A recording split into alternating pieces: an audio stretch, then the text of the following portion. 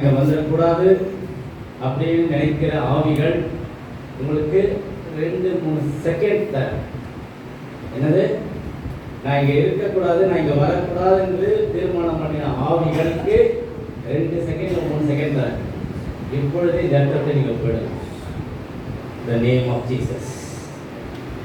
தேவனுக்கு விரோதமான எல்லா அந்தகாரத்துடைய கிரியைகளும் இப்பொழுதே இந்த இடத்தில் போயிடட்டும். The mighty name of Jesus. இப்பொழுது இந்த சபைக்கு விரோதமாகவும் இந்த பிள்ளைகள் விடுதலை பெறாதபடிக்கு தேவனுடைய வார்த்தையை கேட்காதபடிக்கு இந்த காதுகளில் நாங்கள் பேசுகிற எல்லா ஆவிகளும் சிந்தனையில் ஆளுகை செய்கிற எல்லா ஆவிகளும் இப்பொழுது இடத்தை விட்டு கிடந்து போகிறது. ஆவியானதை இந்த இடம் முழுவதுமாக நீரே ஆளுகை செய்யும்.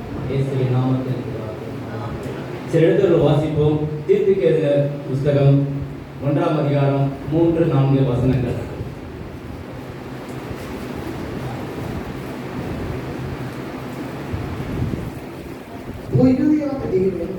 ஆதிகாலம் முதல் நித்திய ஜீவனை குறித்து வாக்குத்தத்தம் பண்ணி அதை குறித்த நம்பிக்கையை பற்றி தேவ பக்திக்கு ஏதுவான சத்தியத்தை அறிகிற அறிவும் விசுவாசமும் தேவனால் தெரிந்து கொள்ளப்பட்டவர்களுக்கு உண்டாகும்படி அதுக்கு முன்னாடி அதை குறித்த நம்பிக்கையை பற்றிய தேவ பக்திக்கு ஏதுவான சத்தியத்தை அறிகிற அறிவும் விசுவாசமும் தேவனால் தெரிந்து கொள்ளப்பட்டவர்கள். என்ன யாருக்கு? தேவனால் தெரிந்து கொள்ளப்பட்டவர்கள். அப்ப நீங்களா யாரு? கேட்கல. தேவனால் தெரிந்து கொள்ளப்பட்டவர்கள் எப்படி இருப்பாங்களா? தேவ பக்திக்கு ஏதுவான அறிகிற அறிவும் விசுவாசமும்.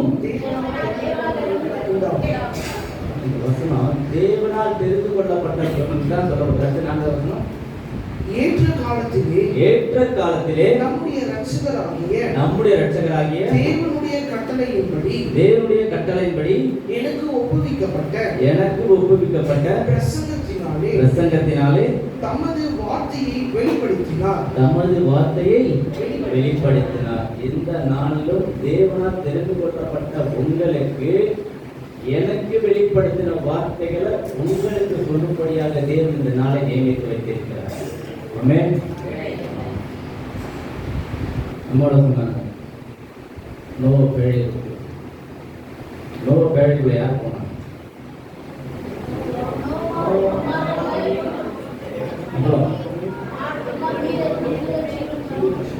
நோவா குடும்பத்தை தவிர யாரெல்லாம் போனாங்க? நாய், குதிரை, கழுத, அழுத்தத்திற்கும் சொல்லி பாருங்க. யாராவது போனா? நாய், குதிரை, கழுத, என்னது, பன்னி, எருமை, மாடு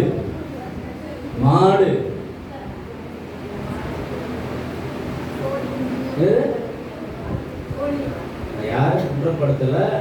மிருக ஜீவன் சொன்னீங்க, அதை பேர பிரிச்சு சொல்ற. என்னது? கழுத, பன்னி, மாடு, எருமை, மாடு. மிருக ஜீவன் தான் போச்சு. எல்லாம் மிருக ஜீவன் தானே.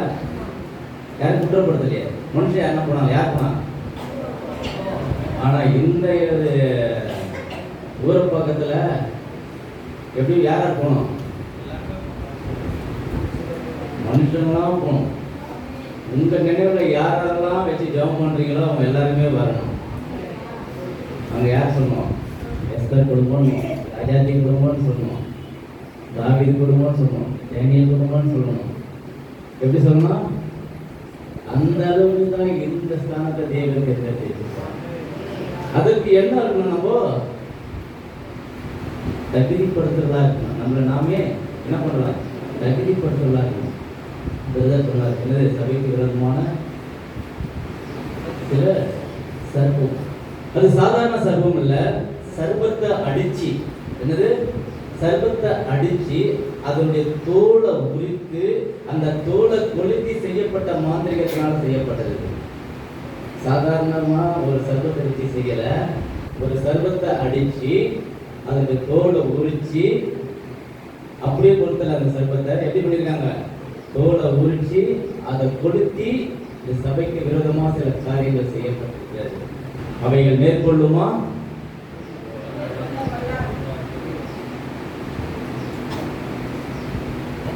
சொல்லுங்க, அவைகள் மேற்கொள்ளுமா?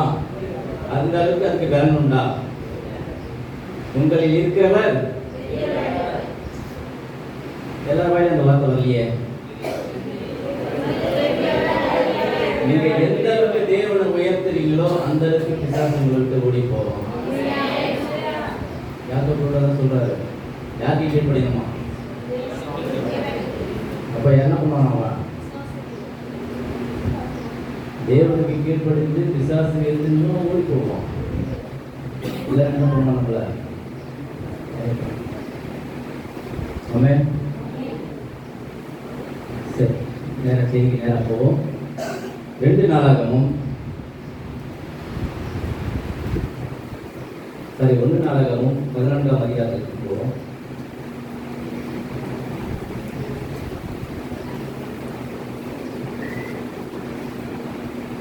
எட்டிலிருந்து 11 வசனங்கள் படிக்கணும்.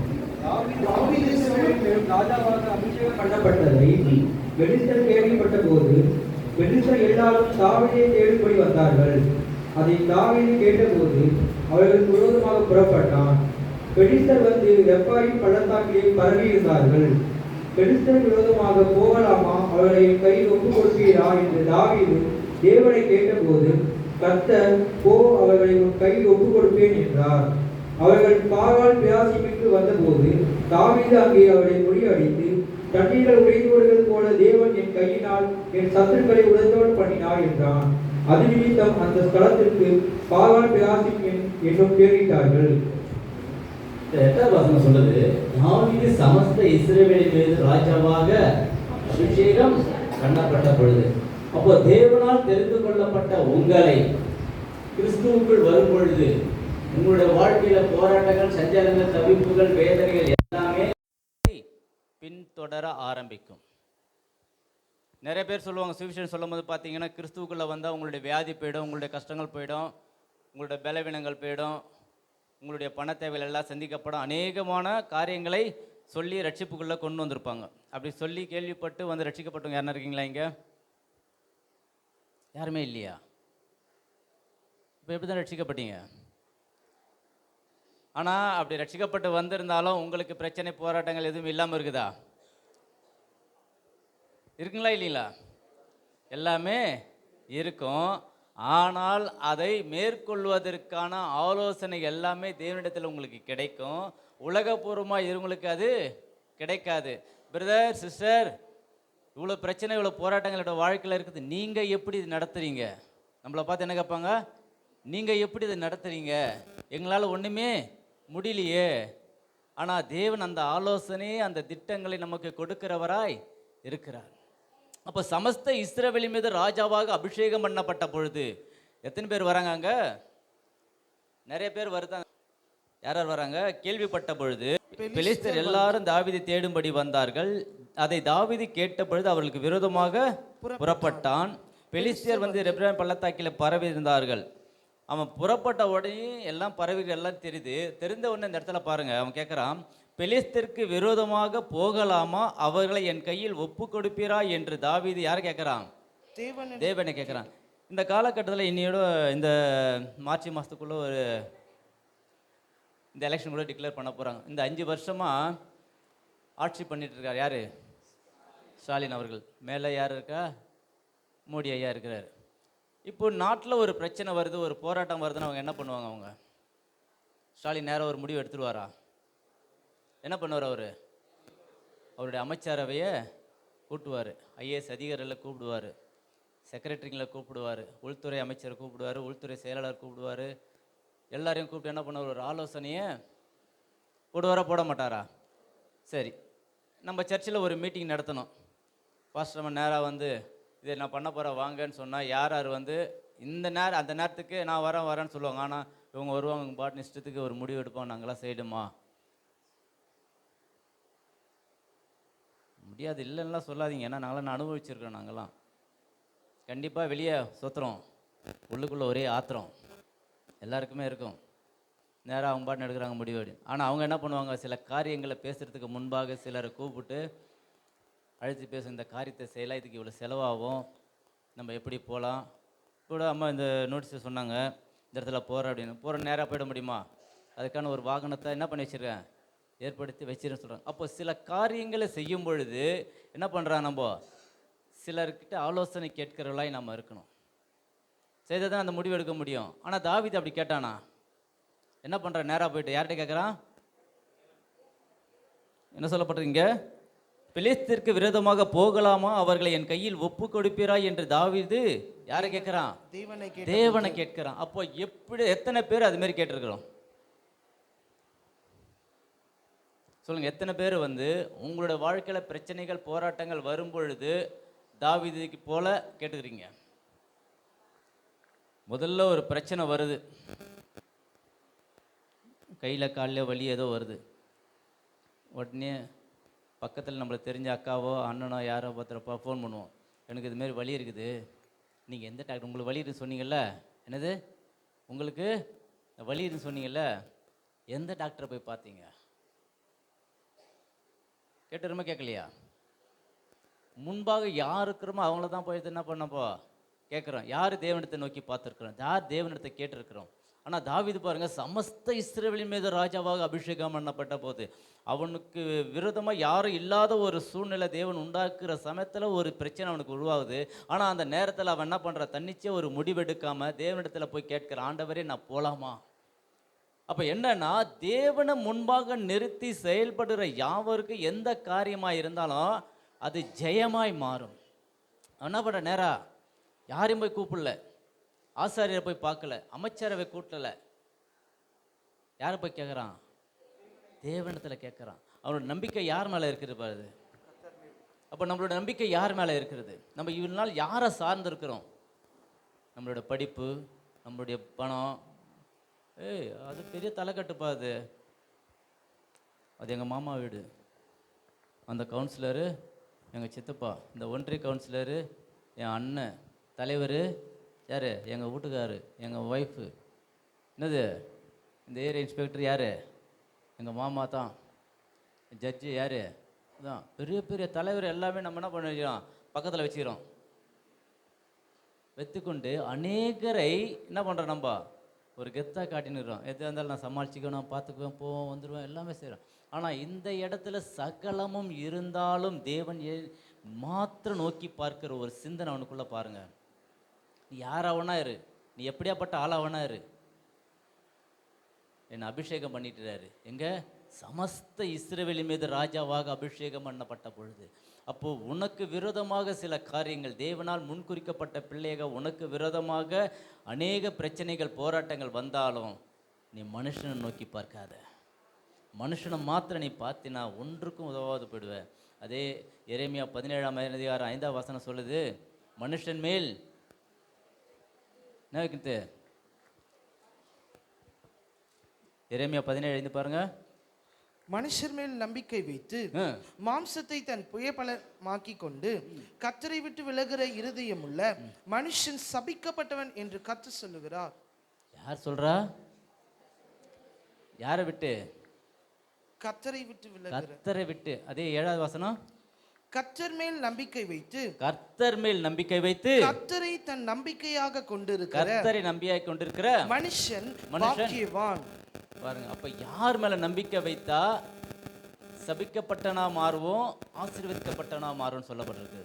மனுஷன் மேல நம்பிக்கை வைத்து நீங்க போனீங்கன்னா உங்களுடைய லைஃப் மற்றவங்க பார்வைக்கு எப்படி இருக்கும்? சோகால் கிறிஸ்டியன்ஸ், யாரு இவர்கள்? கிறிஸ்தவர்கள். என்ன கரெக்டாக எந்த கிறிஸ்தவர்களாக இருப்போம்? இப்போ லென்த் டேஸ், நான் கவுச்சி சாப்பிட மாட்டேன், 40 நாள் சாப்பிட மாட்டேன். 25ஆம் தேதி டிசம்பர் 25 என்னது? நான் சும்மா பிரசங்க அந்த ஒரு இது அப்படி இப்படிலாம் நார்மலாக உங்களோட கூட பேசுகிற மாதிரியே பேசுகிறேன் நான். 25 என்ன சொல்கிறான்? சரி, உங்களுக்கு மட்டும்தான் தெரியுமா அது? டிசம்பர் 25ன்றது கிறிஸ்துவ மாத்திரம் தெரியுமா? பேச முடியாது, மிருகத்துக்கு மாத்திரம்தான் தெரியாது. உலகத்தில் இருக்கிற எல்லாருக்குமே தெரியும். தெரியுமா தெரியாதுங்களா? அப்போ அவங்களுக்கும் நமக்கு என்ன ஒரு வித்தியாசம் இருக்குது? மாரியம்மா மேரியம்மா மாறுதுனாலையா? சொல்லுங்க பார்க்கலாம். ஆனால் பேர் வைக்கிறதுல நம்மளையும் அடிச்சுக்கவும் முடியாது. இந்துவில் என்ன சொல்லுவாங்க? பிசாசு. முஸ்லீமில் என்னது? சைத்தான். கிறிஸ்தவர்கள் நம்ம அதுபோல் தான் பேர் தான் மாறுது, ஆத்மா மாறல. சரீரம் தான் ஒயிட் ட்ரெஸ்ஸாக மாறிடுச்சு. அப்போ நம்ம யார் மேலே நம்பிக்கை வைத்திருக்கிறோம்? சமஸ்த இஸ்ரவேல் மீது ராஜாவை அபிஷேகம் பண்ணப்பட்ட போது வான் சொன்ன உடனே என்ன பண்ணியிருப்பானுங்க? எல்லாருமே கத்தியும் கப்படம் எல்லாம் தூக்கின்னு உடையாந்துருக்க மாட்டானுங்களா? ஏன்னா ராஜா சொல்லிட்டாரு. நீ அம்மாச்சி சொல்கிறாங்க, வாலிப பிள்ளைகளே முழங்கால் படியிடுங்க, கண்களை மூடுங்க, கைகளை உயர்த்துங்க. சாப்பிடுன்னு சொன்னதானே என்ன பண்ணுறோம்? நம்ம கை கழுந்து வந்து உக்காந்துட்டு சாப்பாடாக போட்டுக்கிறோம். எவ்வளோ குழம்பு வேணும், எவ்வளோ கறி வைக்கணுன்றதை கரெக்டாக வச்சு என்ன பண்ணுறோம்? நம்ம முடிச்சிடுறோம். ஆனால் ஜெபம் பண்ணுவோமா? நம்ம தான். அப்போ தான் சில காரியங்கள் நம்ம செய்கிறது மற்றவருடைய பார்வைக்கு நலமானதாக இருக்குதா நலம் இல்லாமல் இருக்குதான்றது முக்கியம் கிடையாது. தேவனுக்கு பிரியமுள்ளதாக இருக்குதான்னு பார்க்கணும். தேவனுக்கு பிரியமான காரியமாக இருந்தால் அது மனுஷனுக்கு பிரியமான காரியமாக தான் இருந்து ஆகணும். ஏன்னா தேவன் நீ கெட்ட வார்த்தை பேசினா தான் நான் ஏற்றுக்கணும்னு சொல்கிறாரா? என்ன சொல்கிறாரு? உன் வாயிலிருந்து கெட்ட வார்த்தை ஒன்றும்.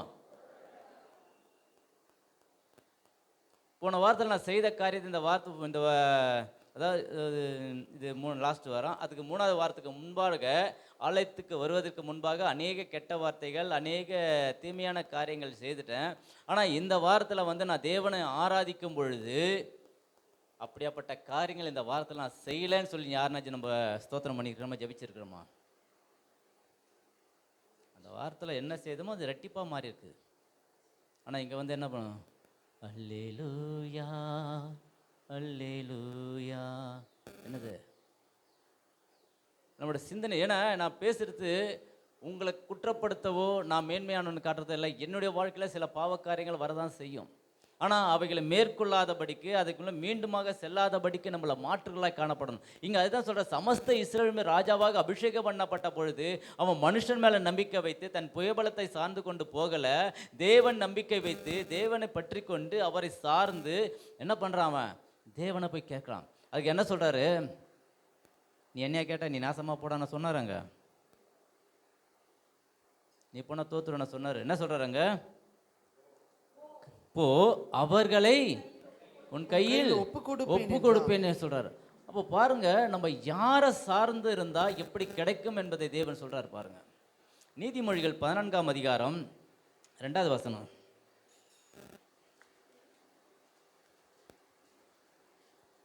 இந்த வசனத்துல உங்க சீக்கிரம் படிச்சீங்கன்னா உங்க நிதானமாய் நடக்கிறவன் கர்த்தருக்கு பயப்படுகிறான், தன் வழிகளில் தாறுமாறானவனோ அவரை அலட்சியம் பண்ணுகிறான். என்ன பண்ணுறான்? தாறுமாறவன் என்ன பண்ணுறான்? அலட்சியம் பண்ணுறான். அப்போது அலட்சியம் பண்ணாதபடிக்கு நம்ம உண்மை உத்தமமாய் தேவனை நோக்கி பார்க்கலாம், நம்ம காணப்படும். அதே 11:4 பாருங்க, நீதிமொழிகள்.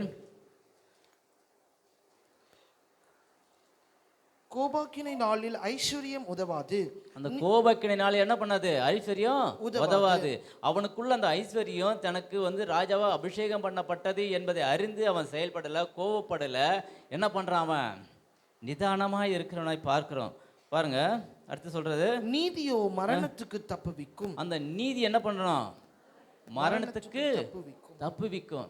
அவன் தேவனை நோக்கி பார்த்ததனால மரணத்துக்கு தப்புவிக்கப்பட்ட ஒரு காரியத்தை பார்க்கிறோம். அதே நீதிமொழிகள் 23:4-29 பாருங்க. ஐஸ்வர்யவானாக வேண்டும் என்று பிரயாசப்படாதே. என்ன பண்ணக்கூடாது? நம்ம சுய புத்தியை சாராதே. என்ன சொல்லக்கூடாது? நம்ம சுய புத்திய. அப்போ அவங்க சுய புத்தியை சார்ந்தானா? அவன் யாரை நோக்கி பார்த்தான்? தேவனை நோக்கி பார்த்தான். அப்போ சுய புத்தியை சார்ந்து இருந்தான்னா கண்டிப்பாக அவன் என்ன பண்ணியிருப்பான்? அடுத்தது அந்த சுய புத்தி அவன் சார்ந்து இருந்தா என்ன நடந்திருக்கும்ன்றது அந்த 29வது வசனம் சொல்லுது. ஐயோ ஐயா, ஆ, யாருக்கு துக்கம்? யாருக்கு சண்டைகள், ஆ, யாருக்கு புலம்பல், ம், யாருக்கு காரணமில்லாத காயங்கள், ம். யாருக்கு ரத்தம் கலங்கின கண்கள். யாருக்கு இதெல்லாம் நடக்கும்? கர்த்தரை சார்ந்து இருக்காம தன்னுடைய சுய புத்தியை சார்ந்து, தன்னுடைய சுயபலத்தை சார்ந்து, என்னுடைய பணத்தை சார்ந்து, என் சுற்றார் உற்றார் உறவினர்கள் இவர்களை சார்ந்து, பதவி பட்டங்களை சார்ந்து இருக்கிறவர்களுக்கு என்ன எப்படி இருக்குமா? வேதனை இருக்குமா, துக்கம் இருக்குமா, சண்டை இருக்குமா, புலம்பல் இருக்குமா, காரணம் இல்லாத காயங்கள் இருக்குமா, ரத்தம் கலங்கின கண்கள் இருக்குமா?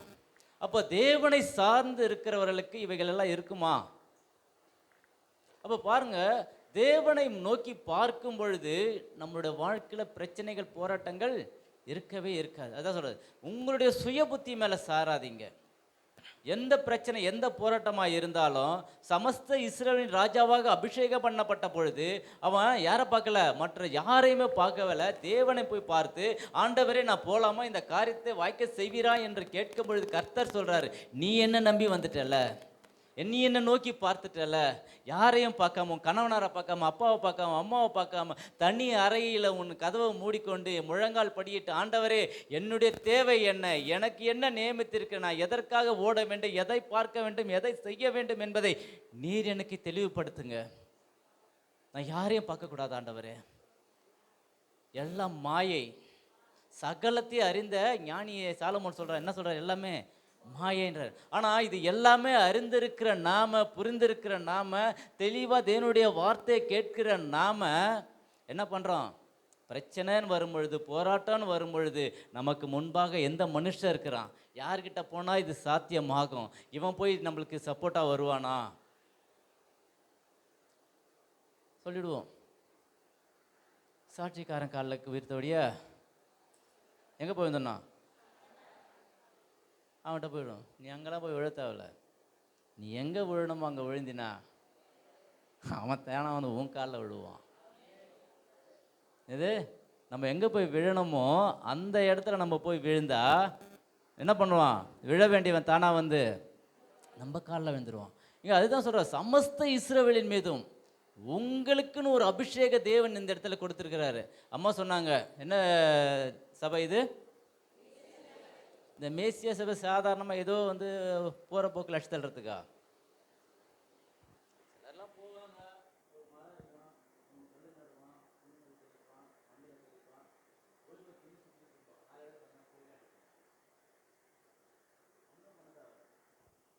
ஆனால் ஒரு சபையை நடத்த ஒரு சாதாரண விஷயமா? எவ்வளோ போராட்டங்கள், சாதாரண விஷயமே கிடையாது. ஏன்னா நாங்களாம் வந்து இந்த கவுன்சிலிங்கில் இருக்கிறோம்.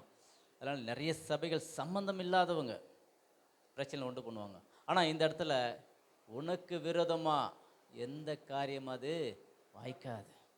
ஏன்னா தேவன் எப்படியாப்பட்டவர் என்பதை நீ அறிந்து கொள்ளாத பட்சத்தில் அவர்கிட்ட நீ யார்கிட்டோட பேச தேவையில்ல. அப்பாவுக்கு அப்பாவாக இருப்பார், அம்மாவுக்கு அம்மாவாக இருப்பார், நண்பனுக்கு நண்பனாக இருப்பார், மனைவிக்கு மனைவியாக இருப்பார், கணவனுக்கு கணவனாக இருப்பார். எல்லாத்துக்கும் எல்லாமே இருக்கிற தேவன் ஒரே ஒருத்தர், அவர் மாத்திரம்தான், வேற யாருமே கிடையாது. வாலிப பிள்ளையா, ஒரு வாலிப பெண் வந்து உன் கூட பேசணும், உன்னை திருமணம் பண்ணின கல்யாணம் பண்ணின்னு பேசுதா, அது ஏற்ற எலும்பா? ஏன்னா எலும்பு தானே இவங்களாம். இந்த எலும்பை கொஞ்சம் தள்ளி எதுனா வச்சிங்கனால பாறேன் புத்துரு தான் போகணும். உண்மை தானே அது? ஆண்களுக்கு தான் கேட்குறேன். அந்த எலும்பு இருக்க வேண்டிய இடத்துல கொஞ்சம் நவுந்துச்சுன்னா என்ன பண்ணோம்? வலி எடுக்கும். அதை கரெக்டாக வைக்க வேண்டிய இடத்துல கரெக்டாக வச்சிட்டுனா உனக்கு பிரச்சனையே கிடையாது. ஆனால் என் மனைவி நான் கரெக்டாக வச்சுக்கிறேன். எப்போ பிரச்சனை வரேன்னா, அவங்க ஃபோன் அடிக்கும் போது ஃபோன் எடுத்து பதில் சொல்லணும்னா பிரச்சனை ஆகிடும் எனக்கு. அம்மா ஊரப்பாக்கம் சர்ச்சுக்கு வந்துட்டேன், சரி. அம்மா வரும்போதே ஒரு கடையில் டீ சாப்பிட்டேன், சரி. வெறும் டீயா? இல்லைம்மா, அது கூட 2 பிஸ்கட் தொட்டு சாப்பிட்டேன், சரி. கையில் காசு கொண்டு போனியா?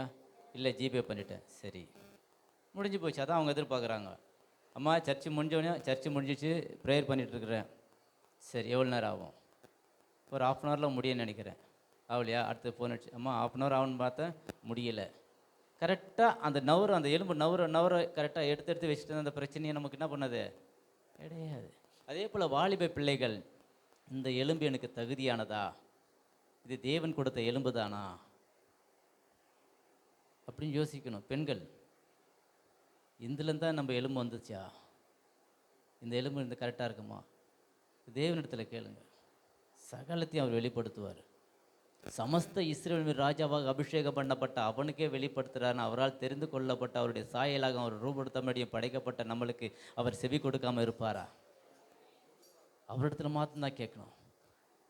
இது பாருங்க, அவர்கள் பாகால் பேராசமுக்கு வந்தபொழுது தாவீது அங்கே அவர்களை முறியடித்து தண்ணீர்கள் உடைந்தோடுறது போல தேவன் கையால் என் சத்துருக்களை உடைந்தோட பண்ணினார். நிறைய இடத்துல பார்த்தீங்கன்னா ஜபக்கூட்டங்கள் வைப்பாங்க, நன்றி ஜபக்கூட்டங்கள். ஒரு இடத்துல ஒரு பாப்பா +2 பாஸ் ஆகிடுச்சு, ஜபக்கூட்டம் வச்சாங்க, வர சொன்னாங்க, போனோம். என் பொண்ணு பாஸ் ஆனதுக்கு இந்த நன்றி கூட்டத்தை வச்சிருக்கிறேன். என்னது, என் பொண்ணு +2 பாஸ் ஆனதுக்கு நான் என்ன வச்சிருக்கிறேன் சொல்லுங்கள். நீங்கள் சொன்னீங்கன்னா தான் எனக்கு பேசுகிறது இல்லை, நான் பாட்டு கத்துற மாரி இருக்கும். எதோ திங்களை பாட்டு என்னது நாய் குறை தட்டுற கதை என் கதையாயிடும். நீங்கள் எதனா பேசினா சரி, நீங்களே கேட்குறீங்கன்னு நினச்சிக்குவேன் நான். இல்லை, நான் பாட்டுன்னு கத்திட்டு நான் பாட்டுன்னு போக வேண்டியது தான். என்ன சொல்கிறாங்க, நன்றி பலி ஸ்தோத்திர கூட்டம் வச்சுருக்கிறேன். யாருக்கு வச்சுக்கிறேங்க, அவ்வளோதான்.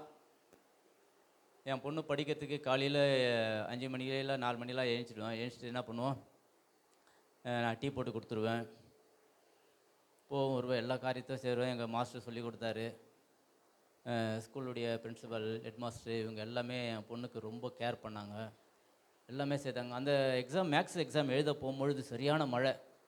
அந்த மழையில் எப்படி போகிறதுனே தெரில, ரொம்ப கஷ்டமாயிடுச்சு. சரி, எப்படியாச்சும் போகணுமேன்ட்டு முடிவு பண்ணி என்ன பண்ணேன், ஒரு இது மூலிமா ஒரு வண்டி ஏற்பாடு பண்ணி என் பொண்ணை உட்கார வச்சு கஷ்டப்பட்டு என் புக்கெல்லாம் தலை மேலே வச்சுக்கின்னு நினையக்கூடாதுன்னு என் பொண்ணை எடுத்துன்னு போய் வச்சு பேசி என்ன பண்ணாங்க, ஸ்கூலில் எடுத்துன்னு போய் வச்சு என் பொண்ணை பாஸ் பண்ணுற அளவுக்கு எல்லாருமே உதவி பண்ணாங்க. ஐயா, இதுக்காக ஜெபம் பண்ணுங்க. ஒரு இடத்துல கூட கர்த்தர் உதவி செய்யறான்னு வரவே இல்லை. பிரின்சிபல் உதவி செஞ்சாங்க, டீச்சர் உதவி செஞ்சாங்க, நான் பால் போட்டேன், நான் டீ போட்டேன், என் பொண்ணு படித்தேன், மழை பெஞ்சிச்சு, இட்டுன்னு போய் விட்டேன், எக்ஸாம் எதுனா பாஸ் பண்ணால். இதுதான், இது எல்லாத்துக்கும் காரணம் என் தேவனாகிய கர்த்தர் என் மகளோடு கூட இருந்து வழி நடத்தினார்ன்ற ஒரு காரியம் கூட வரல.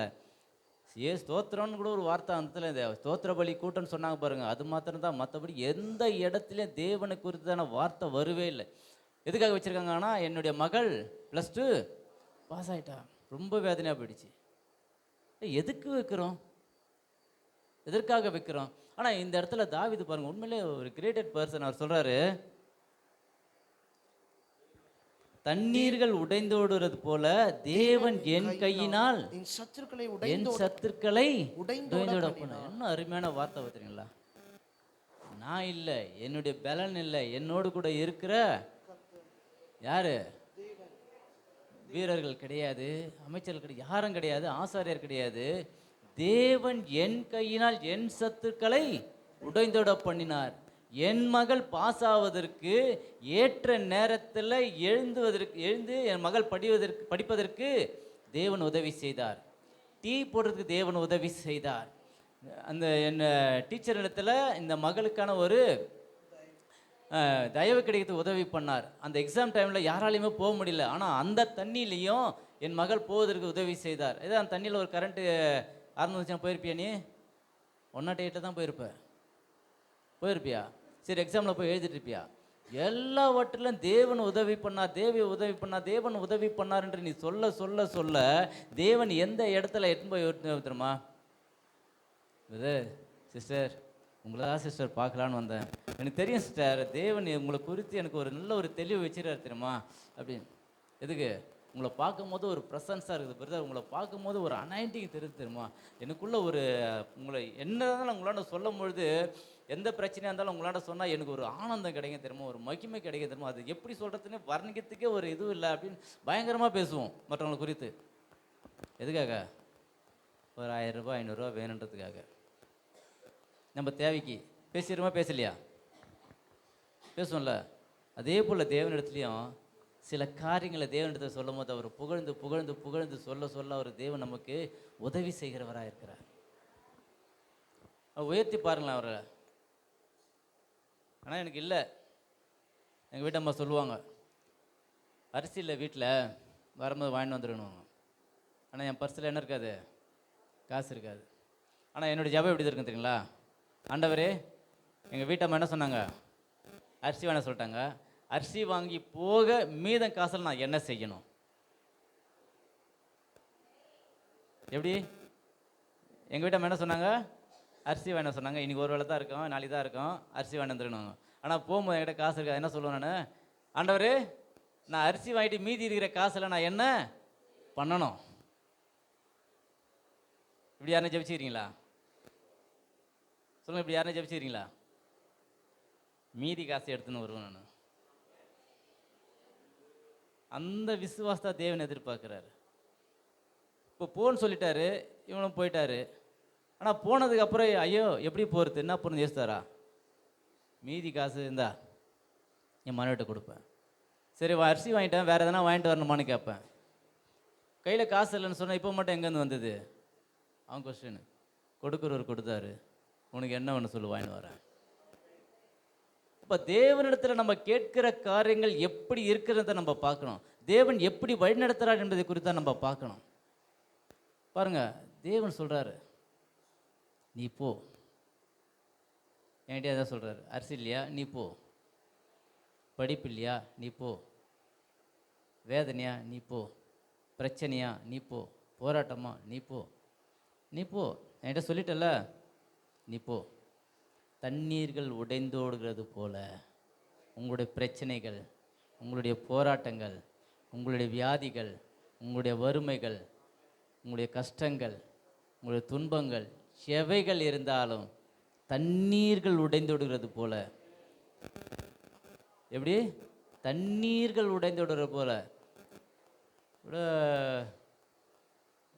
வரதா புயலில் வரும்போதெல்லாம் ஊரை பக்கம்லாம் ரொம்ப கண்டமாச்சுல்ல. அப்போ யாருன்னா எதிர்த்து நிற்க முடியுதா? தண்ணிக்கு யாருன்னா எதிர்த்து நிற்க முடியுதா? ஒருத்தரால் முடியல. என்னுடைய சகலை கூட அந்த பிரிட்ஜுக்கு அந்த பக்கத்தில் வாடகை இருந்தாங்க. மழை வரப்போகுதுப்பா, ஏன்னோ ஒரு தடவை தண்ணி வந்துடுச்சு, இந்த இடம் வந்துடுன்னு சொன்னோம். இல்லை இந்த இவ்வளோ காவலாம் தோண்டி வச்சுட்டாங்க, போயிடும் அப்படின்ட்டாரு. கடைசியில் என்ன போயிடுச்சு? வீட்டுக்குள்ளே இவ்வளோ தூரத்து தண்ணி வந்துடுச்சு. பிள்ளைங்களெல்லாம் கூப்பிட்டுன்னு மழையில் போய் எங்கன்னு பண்ணுறாரு, மாடி மேலே உட்காந்துக்கிறாரு. ஃபோன் வருது, மாரி தண்ணி வந்துச்சு, நாங்கள்லாம் குழந்தையில வச்சுன்னு மேலே உட்காந்துக்கிறோம் வாங்க அப்படின்னு. நானும் என் மச்சா எல்லாம் இங்கே வந்துட்டோம். பிரிட்ஜு இறங்குன்னு தான் ஜேசிபி போட்டு லாக் பண்ணிட்டாங்க, யாரும் உள்ளே போக முடியாது அப்படின்னு. சரி, எப்படியாச்சும் நாங்கள் போயிடுறோம், நாங்கள் பார்த்துக்குறோம் அப்படின்னு சொல்லி என்ன பண்ணோம், சந்தில் போந்து நாங்கள் ஆரோக்கிய ஹாஸ்பிட்டலில் என்ன ஒன்று இருக்குது, அது வரைக்கும் கூட அப்படியே கொஞ்சம் நடந்து போயிட்டோம். அதுக்கப்புறம் முடியல, எதிர்த்து நிற்க முடியல தண்ணியை. என்ன பண்ணுறது, யாரும் உள்ளே அலோட் பண்ண மாட்டாங்க அப்படின்னு. சரின்னு என்ன பண்ணேன், அந்த ஜேசிபிக்காரன்ட்ட சொன்னேன், பிரதர் வாங்க உங்களுக்கு எதனா கொடுத்துட்றேன், வாங்க கொஞ்சம் போயிட்டு வந்துடலாம் அப்படின்னு. சார் ஏற்கனவே ஒரு வண்டி அடிச்சுன்னு போய் அங்கே நிற்குது சார்ன்றான். எது போயிடுச்சு? ஜேசிபியே உள்ளே போயிடுச்சு. யாரை எதிர்த்து நிற்க முடியுமா? தேவனிடத்தில் போய் சொல்லிட்டா, அவர் போன்னு சொல்லிட்டாருன்னா அது ஜேசிபியார்கிட்ட எதுவாக இருக்கிறத நிற்கவே முடியாது. அவருக்கு விரோதமான யாருமே செயல்படவே முடியாது. சொன்னவர் பெரியவர், அவர் சொன்னதை செய்யாமல் திரும்பவே மாட்டார். ஏன்னா உலகத்தார் சொல்ல, நான் ஒரு தடவை சொன்னால் 100 தடவை சொன்ன மாதிரி, அவர் ஒரு தடவை சொன்னார்னா ஒரு தடவை தான் சொன்னது, 100 மாதிரி சொல்ல வேண்டிய அவசியமே கிடையாது. எப்படி தட்டுற ஆளும் கிடையாது நம்ம ஆள். தட்டுறாரு அவர். அவர் சொன்னார்னா என்னை நம்பி நீ கேட்டுட்டல்ல, என் வார்த்தை மேலே நம்பிக்கை வச்சிட்டல்ல, நீ விசுவாசிட்டல்ல, போ. அது எப்படியாப்பட்ட காரியமாக இருந்தாலும் தண்ணீர்கள் உடைந்தோடுறது போல் உடைந்தோடு செய்கிற தேவன் நம் பட்சத்தில் இருக்கிறார். எப்படியாப்பட்ட காரியமாக இருந்தாலும், போராட்டமாக இருந்தாலும், சஞ்சலமாக தவிப்புகளாக இருந்தாலும் தேவனிடத்தில் கேட்கிறாய் நீங்கள் மாறும் பொழுது சகலத்தையும் மாற்றுகிற தேவனாக இருக்கிறார். அது நீதிமொழிகள் 3ஆம் அதிகாரம் 5லேருந்து 7 பாருங்கள்.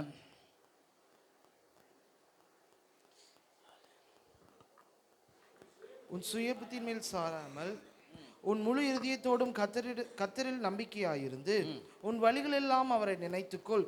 அப்பொழுது அவர் உன் பாதைகளை செவைப்படுத்துவார். அப்பொழுது அவர் உன் பாதைகளை செவைப்படுத்துவார்.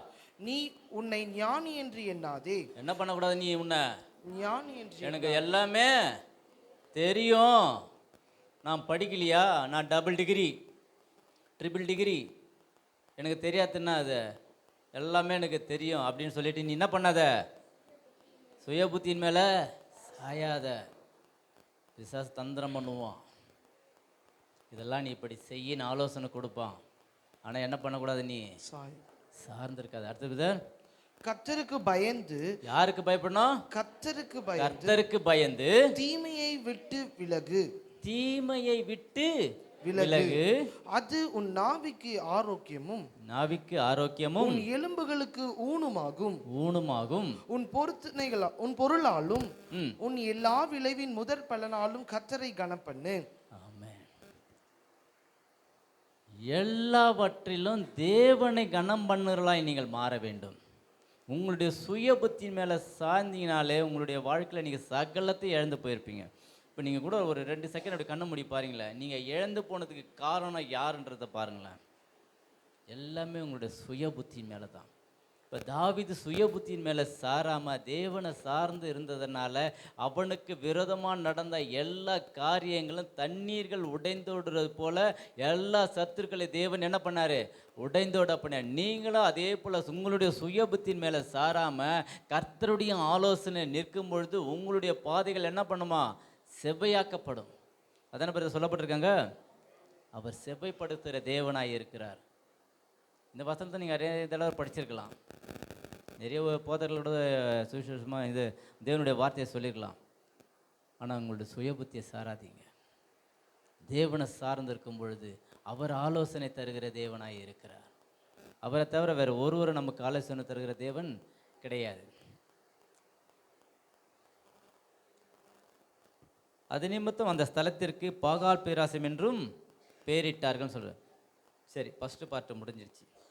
அடுத்த பார்ட்டுக்கு போகலாங்களா? ஏன்னா டைம் கொடுத்துருக்காங்க, டைம் இருக்குது, 10:15 வரைக்கும் சொல்லியிருக்காங்க. இப்போதான் மணி 9:50 ஆயிருக்கு. அதனால் செகண்ட் பார்ட்டு தொடரும். நாடகம்லாம் கிடையாது. ஐயோ என்ன நடிச்சுன்னே தெரில, கடைசியில் தொடரும்னு போட்டான். இப்படி இருக்குமா சிஸ்டர்? இல்லை நீங்கள் ஒன்றா பாருங்களேன், அவன் மாமியார் பண்ண வேலையாக தான் இருக்கும். அவன் நாத்தனார் வந்துச்சு பேர் எட்டி பார்த்துச்ச, அதுவாக தான் இருக்கும். அப்படியா போகுது செகண்ட் பார்ட்டு? அப்படி தானே? ஆமாம் ஆமாவா? ஓ சார் சார், மகிழ்ச்சி. வேறு வழி கிடையாது. ஆமாம், என்ன பண்ண, வேதத்தை படித்து ஜபத்தை பண்ணி என்ன பண்ணுறது? ஆமாம், அதெல்லாம் கிடையாது. அதான் வழி. காலையில் சாயங்காலம் 6 மணிக்கு ஆரம்பித்தா 11 மணி வரைக்கும் தூக்கமே எப்படி வரும் பெண்ண? ஒரே டென்ஷனாக வைக்கிறான் அவன். பாபிலா பாடுறா, விசேஷ ஜபத்தை ஏறெடுப்போம். அவங்கள பார்த்து ஒரு பாஸ்டர்மா அடுத்த வாரம் ஒரு கூட்டத்தை ஒன்று வைங்க. எல்லா நாடகத்துலேயும் டென்ஷன் இருக்கக்கூடாது, கேஷுவலாக இருக்கணும். அந்த டென்ஷன் வைக்கிறது எவ்வளோ பிரச்சனை? ஐயோயோ தாழ முடியல சாமி. யாருக்கு கலங்கின கண்கள், யாருக்கு வேதனை? யாரு பாருங்க. செகண்ட் பார்ட் என்னென்ன வேலை பண்ணுது? இந்திய தொலைக்காட்சிகளில் முதன்முறையாக. சரி, இப்போ பாருங்க, 13 17 படிப்போம். என்ன பண்றாங்க? பெலிஸ்தர் மறுபடியும் வந்து அந்த பள்ளத்தாக்கிலே இறங்கினார்கள்.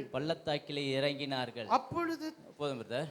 பாருங்க, மறுபடியும் யார் வரா? பெலிஸ்தர் வரா. ஆனால் தேவனுக்கு அதை சமஸ்த இஸ்ரவேலின் மேல் ராஜாவாக அபிஷேகம் பண்ணப்பட்ட பொழுது என்ன பண்ணுறான்? தேவனிடத்தில் போய் தாவீது கேட்குறான், அந்த இடத்துல வெற்றியும் பெறுறான். வெற்றி பெற்ற உடனே என்ன பண்ணுறான்? அவ்வளோதான்ப்பா, நம்ம ஜெயிச்சிட்டோம்பா, நமக்கு விரோதமாக யாரும் கிடையாது, எந்த போராட்டங்கள் எந்த சஞ்சலமும் தவிப்பு கிடையாது, இனிமேல் நம்முடைய லைஃப் எப்படியே வேற மாதிரி. கேள்விப்பட்டிருப்பீங்க இந்த வார்த்தைங்களா? அந்த மாதிரி கிடையாது. தேவனுடைய பார்வையில் அது வேற மாதிரி போவோன்னு சொல்லிட்டு நீங்கள் உட்கார நினைக்கும் பொழுது மறுபடியும் பெலிஸ்தர் அந்த பள்ளத்தாக்கில் வந்து இறங்கினார்கள். அப்புறம் அப்பொழுது தாவீது திரும்ப தேவனிடத்தில் விசாரித்ததற்கு தேவன், நீ அவர்களுக்கு பின்னாலே போகாமல் அவர்களுக்கு பக்கமாய் சுற்றி முசுக்கொட்டை செடிகளுக்கு எதிராயிருந்து அவர்கள் மேல் பாய்ந்து. பாருங்க, பெலிஸ்தர் மறுபடியும் அந்த பள்ளத்தாக்கிலே இறங்கினார்கள். அடுத்த வசனம் சொல்லுது, அப்பொழுது தாவீது திரும்ப தேவனிடத்தில் அது ஒரு பாட்டா வச்சுக்குவோம்.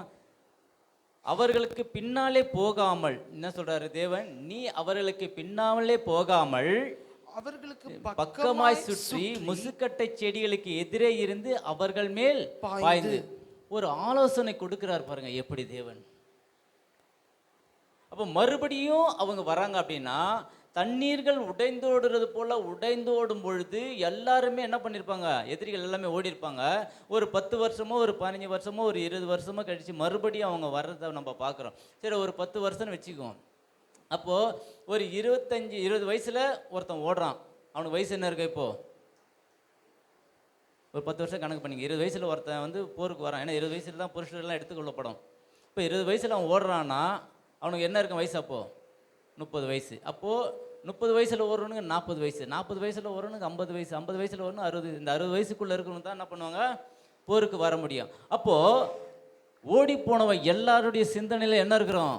போன தடவை தாவீது எப்படி வந்து அடித்தான் என்பதை அவனுடைய சிந்தனையில் இருக்கும். அதுதான் நீங்கள் வசனம் சொல்லுது, தேவன் நீ அவர்களுக்கு பின்னாலே போகாமல். அப்போது ஃபஸ்ட் டைம் எப்படி போயிருக்கிறான் தாவீது? பின்னாடி போய் அடிச்சிருக்கிறான். அப்போ மறுபடியும் பெலிஸ்தீர்கள் வந்து, அப்போ தேவன் சொல்கிறார், வந்து இறங்கும் பொழுது நீங்கள் என்ன நினைப்பீங்க? தாவீது என்ன நினச்சிருப்பான்? போன தடவை வந்தான் அடிச்சம் பார்த்தீங்களா, பின்னாடி போயிட்டு, அதே போல் இந்த தடவை போயிட்டு அடிச்சிடலாம் அப்படின்னு முடிவு எடுத்தானா? அவனுக்குள்ள சிந்தனை வந்துச்சா? அந்த நினைப்பு அவங்கள இருந்ததா? என்ன பண்ணுறான்? மறுபடியும் தேவனிடத்தில் விசாரிக்கிறான். நம்மளுடைய வாழ்க்கையிலும் ஒரு சில காரியத்தை நம்ம வெற்றி பெற்ற உடனே, இப்படி தான் நம்ம போன தடவை இந்த பிரச்சனை வந்துச்சு, இப்படி தான் நம்ம கையாண்டோம், அதே போல் இந்த தடவை நம்ம கையாளும் பொழுது இந்த பிரச்சனையிலேருந்து நம்ம விடுதலை பெற்றுக்கொள்ளலாம், அதிலேருந்து வெற்றி பெற்றலான்ற ஒரு சிந்தனை உங்களுக்குள்ளே வரவே கூடாது. மறுபடியும் தாவீது தேவனிடத்தில் விசாரித்து, நீங்கள் இந்த நேரத்தில் ஒரு வெற்றியை பெற்றுட்டீங்க அப்படின்னா மறுபடியும் இந்த வெற்றி இதே போல் நான் பெற்றுக்கொள்வேன்ற ஒரு சிந்தனை உங்களுடைய சிந்தனைக்குள்ளே என்ன பண்ணக்கூடாது, வரவே கூடாது. அதை மாற்றிக்கொள்ளுங்க. எல்லாவற்றிலும் அதுதான் சொல்கிறேன், தேவனை விசாரிங்க, தேவனிடத்தில் கேளுங்க, தேவனை நோக்கி பாருங்க. மறுபடியும் அதான் சொல்கிறாரு, மறுபடியும் நீ அவர்களுக்கு பின்னாக போகாமல். அப்போது லாஸ்ட் டைம் ஆண்டவர் என்ன பண்ணியிருக்காரு, நீ முன்னாடி போவாதடா பின்னாடி போய் அடின்னு சொல்லியிருக்காரு. அதே போல் ஓடி போனவன் எல்லாமே என்ன பண்ணுறான், மறுபடியும் போன தடவை தாவீது என்ன பண்ணுறான், இப்படி தான் எங்களை அந்த பள்ளத்தாக்கில் அடித்தான், மறுபடியும் அதே போல் வருவான் அப்படின்னு என்ன பண்ணுறாங்க அவங்க? யார் பிளான் பண்ணுறா? பெலிஸ்தரும் பிளான் பண்ணுறாங்க. இவங்களும் யார்? தாவீதும் தாவீதுடைய கூட இருந்தவங்களும் என்ன பண்ணியிருப்பாங்க, பிளான் பண்ணியிருப்பாங்க. ஆனால் தாவீது அதெல்லாம் ஏற்றுக்கொள்ளவே இல்லை. மறுபடியும் தேவனிடத்தில் போக்குறான். தேவன்கிட்ட கேட்குறான், ஆண்டவரே, பெலிஸ்தர் மறுபடியும் அந்த இடத்துல வந்து உட்காந்துட்டாங்க, நான் என்ன பண்ணணும்? ஆண்டவர் ஆலோசனை கொடுக்குறாரு. என்ன அருமையாக இருக்குது பாருங்க. நீ அவர்களுக்கு பின்னாலே போகாத, உன்னுடைய சுய புத்தியை சாராத, உன்னுடைய ஆலோசனை நிற்காத, என்னுடைய படிப்பு மேலே நிற்காத, உன்னுடைய படிப்பு மேலே நிற்காத, உன்னுடைய செல்வத்து மேலே நிற்காத, உன் பணத்து மேலே நிற்காத, உன்னை சார்ந்திருக்கிற மேலே நிற்காத. நீ போன தடவை வெற்றி பெற்றது அதே போல் இந்த தடவை வெற்றி பெற்றோன்னு நினைக்காத.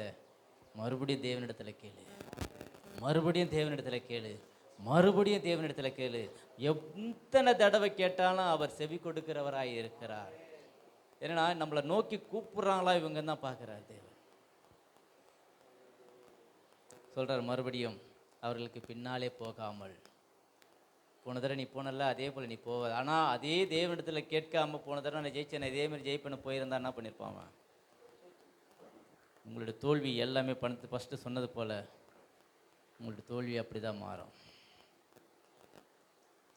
லாஸ்ட் டைம் நான் ஜெயிச்சேன், ஏன் இந்த தடவை தோத்துட்டேன்? தேவனிடத்தில் மறுபடியும் கேட்கிறல நீங்கள் மாறுங்க. தேவனிடத்தில் மறுபடியும் மறுபடியும் மறுபடியும் எத்தனை தடவை கேட்டாலும் அவர் சொல்லி தருவார். சில மேக்ஸ் மாஸ்டர்லாம் உனக்கு எத்தனை தடவை தானே சொல்லி தருதுன்னு சொல்லுவாங்க. மேக்ஸில் பயங்கரமான ஆள் நான். ஆனால் ஒரே ஒரு சம்பவம் மட்டும் வரல. எத்தனை தடவை போட்டி பார்த்துட்டேன், வரல. காலையில் 5 மணிக்கு கது தட்டுறேன் எங்கள் மாஸ்டர், ஏன்னா நீ மேக்ஸ் எக்ஸாம் என்னடா அப்படின்னு. உனக்கு எத்தனை தடவை சொல்லி தருது?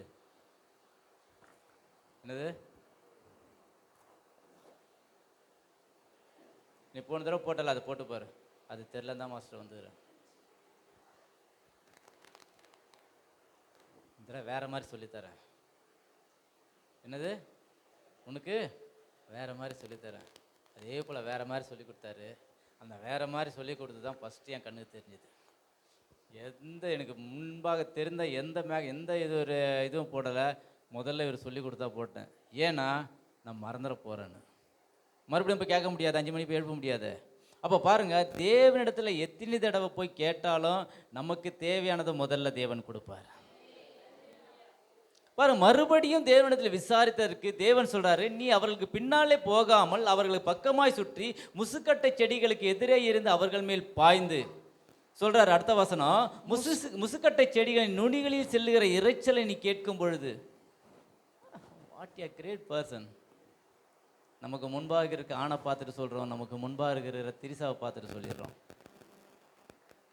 அப்படித்தானே சொல்லிடுறோம். என்ன அழுகையா என்னட்டு மாயை பார்த்து சொல்லிடுறோம். அநேக காரியத்தில் என்ன பண்ணுறோம், அந்த மாயை நம்பியே நம்ம போயிடுறோம். ஆனால் தேவன் எப்படியாப்பட்ட தேவன், எப்படி ஆலோசனை கொடுக்கிற ஒரு தேவன், அவர் எப்படி நம்மளை வழி நடத்துகிறார். ஒரு கரு உருவாவதற்கு முன்பாகவே நம்மளை பெயர் சொல்லி அழைக்கிறார். அந்த எலும்புகள் உருவாகலை, நரம்புகள் உருவாகலை, தசைகள் உருவாகலை. ஆனால் நமக்கான ஒரு தரிசனம் என்ன பண்ணப்பட்டிருக்கு, வைக்கப்பட்டிருக்கு. இந்த ஸ்தலத்தில் வந்திருக்கிறீங்கன்னா சாதாரணமானவர்கள் அல்ல. அம்மா சொன்னாங்க, இந்த இடத்துல இந்த சபை நியமிக்கப்பட்டது சாதாரண ஒரு காரியமே அல்ல. எதற்காக இந்த இடத்துல ஒரு சபை உருவாக்கப்பட்டதோ அது சாதாரணமான ஒரு காரியம் அல்ல. இந்த பேழைக்குள்ளே நீங்கள் வந்துட்டீங்க, நீங்கள் சாதாரணமானவர்கள் அல்ல. அதை சொல்கிறார் பாருங்க. அந்த இறைச்சலை நீ கேட்கும் பொழுது, அந்த முசுக்கட்டை செடின்னு நீங்கள் கூகுளில் செச்சு பார்த்தா தெரியும், ஒரு குடம் மாரி இருக்கும். உள்ளே இருந்து பார்த்தா வெளியே இருக்கிறவங்க தெரியும், ஆனால் வெளியே இருந்து பார்க்குறவங்களுக்கு என்ன பண்ணாது தெரியாது. அப்போ ஆலோசனை கொடுக்குறாரு பாருங்க. இப்போ மெயின் ரோட்டில் ஒரு பஸ்ஸு போகுது, சத்தம் எப்படி கேட்கும்? சத்தம் அதிகமாக கேட்குமா குறைவாக கேட்குமா? சரி, ஒரு ஹெலிகாப்டர் வந்து நேக்குது, படப்படன்னு அடிச்சுனே வரும்போது, நம்மகிட்ட வரும்போது என்ன பண்ணுறோம், இன்னொட சத்தம் வெளியே ஓட்டுவோம். அப்படியே கொஞ்சம் தூரம் போனது என்ன பண்ணுறேன். அதே போல் தான் இந்த இடத்துல ஆலோசனை கொடுக்குறாரு பாருங்க. எப்படி அதெல்லாம் எப்படி ஜீரணிக்கிறது எப்படின்னு தெரியல. இதெல்லாம் நீங்கள் ருசித்து பார்க்கணும். என்னோட சேடத்தில் அதை கர்த்தர் நல்லவர் என்பதை ருசித்து பாருங்கள். அதை ருசித்து பார்க்காத வரைக்கும் சீச்சி இந்த பழம் புளிக்கும், அவ்வளோதான். தேவன் யார் என்பதை அறிந்து கொள்ளாத பட்சத்தில் அவரும் ஒரு கடவுள், 10ஓட 1 அத்தோட இது 1, அவ்வளோதான். ஆனால் இந்த இடத்துல தேவனை உண்மையாக நோக்கி பார்த்தவருடைய வாழ்க்கையில் கண்டிப்பாக மாற்றங்கள் இருக்கும். கடந்த நாட்களில் வரும்போது கூட சொன்னேன், நான் எப்படி இருந்தவன் எப்படி ஆயிட்டுன்ற மாதிரி தேவன் சகலத்தை இழந்து போன பட்சத்தில் தேவன் என்னை உயர்த்த ஆரம்பித்தார். ஏன்னா கர்த்தருடைய ஆசீர்வாதம் என்ன தரும்? ஐஸ்வர்யம். அதனுடைய வேதனையை கூட்டார். வேதனை கிடையாது, போராட்டம் கிடையாது, சஞ்சலம் கிடையாது, தவிப்பு கிடையாது. சகலத்தையும் மாற்றுகிற தேவன் நம் பட்சத்தில் இருக்கிறார். இங்கே பாருங்கள், அவர் சொல்கிறாரு, முசுக்கடை இறைச்சலை கேட்கும் பொழுது அந்த செடியில் நுனியில். அப்போ அந்த குதிரை எல்லாமே என்ன பண்ணுது, கடன்னு ஓடி வரும்போது அந்த இலைங்கள் என்ன பண்ணுது, சத்தம் அதிகமாகுது. அந்த அதிகமாகிற அந்த சத்தத்தை கேட்டு நீ போன்றாரு. இப்படி ஆலோசனை கொடுக்குற ஆள் யார் இருக்கிறா? யாருன்னா இருக்கிறாங்களா? உங்கள் அண்ணன் தம்பியோ, உங்கள் அக்கா தங்கச்சியோ, மாமா மச்சான், அண்ணன் தம்பி யாருன்னா இருக்கிறாங்களா? வேறு யார் கொடுப்பா? மறுபடியும் தேவனிடத்தில் விசாரித்தது சொல்கிறாரு, முசுக்கட்டை செடியில் நுனிகளில் செல்லுகிற இறைச்சலை கேட்கும் பொழுது. எப்படியாப்பட்ட ஒரு ஆலோசனை கொடுக்குற தேவனை நம்ம பக்கத்தில் வச்சுக்கின்னு அப்படி யோசித்து பாருங்களேன். வேதத்தை வாசிக்கிறதுலாம் சாதனை எடுத்து ஒரு நாளைக்கு நான் 5 வசனம் படிச்சுட்டு 6 வசனம் படிச்சுனால வேஸ்ட். ஒரு வசனம் அது என்ன எப்படி சொல்கிறாரு, எப்படி பேசுகிறாருன்றதை நீங்கள் கவனிக்கணும். சொல்கிறாரு பாருங்க, இறைச்சலை நீ கேட்கும் பொழுது எங்கே போட, யுத்தத்துக்கு புறப்படு, பெலிஸ்தியரின் பாளையத்தை முறியடிக்க தேவன் உனக்கு முன்னே புறப்படும். ஒரே ஒரு வார்த்தை மாதிரி தான், நான் போகலாமா நான் செய்யலாமான்றது மட்டும்தான் நீங்கள் கேட்கணும். அவர் நடத்துவார், அவர் ஆலோசனை தருவார். 2 ராஜாக்கள் 6ஆம் அதிகாரம் 8வது வசனம். அக்காலத்தில் சீரியாவின் ராஜா இஸ்ரவேலுக்கு விரோதமாய் யுத்தம் பண்ணி, இன்ன ஸ்தலத்திலே பாளையம் இறங்குவேன் என்று தன் ஊழியக்காரரோடே ஆலோசனை பண்ணினான். ஆகிலும் தேவன் ஆலோசனை பண்ணினான் பண்ணியிருப்பான். அவ பாருங்க, ஒரு ராஜா எந்தெந்த ஸ்தலத்தில் எப்படி எப்படி இறங்கணும் போகணும் வரணுன்றது எல்லாமே என்ன பண்ணி வைக்கிறான், அவன் ஆலோசனை பண்ணுறான். அதான் தேவன் சொல்கிறாரு, உன் நினைவுகள் உன் வழிகளும் உன்னுடைய வேலை என்ன, நீ என்னை நோக்கி பாரு, என்னை நோக்கி கூப்பிடு, அப்பொழுது அறியாததும் எட்டாததுமான பெரிய காரியம் நான் செய்வேன், நீங்கள் அமர்ந்திருந்து நானே தேவன் என்று. அவ்வளோதான், அந்த வேலை மட்டும்தான் நம்ம செய்யணும். அவங்கள ஓட்டைங்க, இழுத்து போட்டு மெரிங்க, உனக்கு எதிராக உருவாக்கப்படும் எந்த ஆயுதமும் அது வாய்க்காதே போகும். அவ்வளோதான். அப்புறம் மாத்திரம்தான் பார்க்கணும், வேற எதுவுமே நமக்கு தேவை கிடையாது. ஆலோசனை, சரியான ஆலோசனை தேவனிடத்தில் மாத்திரம்தான் உண்டு. மற்றவர்கள் சொல்லலாம், நான் இதை பண்ணுவேன் இதை செய்வேன். அதான சொல்கிறாரு 2 ராஜாக்கள் 6:8. அந்த ராஜா என்ன பண்ணுறாரு, இந்தந்த இடத்துல கொத்தளத்தை கட்டுவன்ட்டு அவன் முடிவு பண்ணுறான். நீங்கள் முடிவு பண்ணாதீங்க. தேவ